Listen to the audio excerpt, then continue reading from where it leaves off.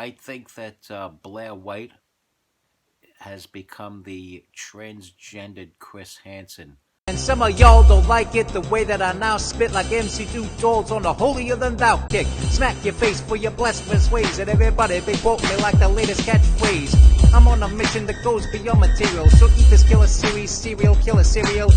Killer for real, drop on the beer with a sound you can feel like cold hard steel. That swarm like the blood flows out of your head as I rock non-stop till I'm on my deathbed.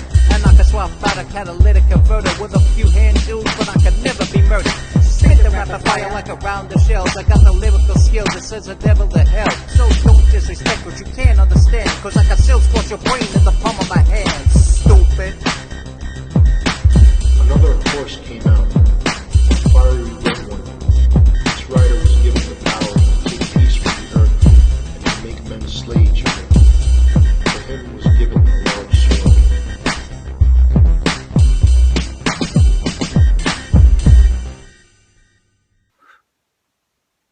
What's good, my people? It's your boy Too Tall in the building. And I just wanted to talk about this Dahvie Vanity that's re-emerging into the public eye. Well, first of all, I think that Blair White has become the transgendered Chris Hansen with finding these, and I will say it without bleeping it, child predators that are out there, from Onision to Jessica and Eve to the GameStop ma'am to Dahvie Vanity and to some others that are out there. And yeah, they're out there, they're dangerous. And Blair White, shout out to her.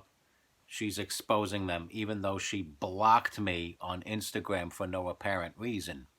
But anyway, you could reach me on Instagram at MC2Tall. No spaces. And my Twitter is the same thing, MC2Tall.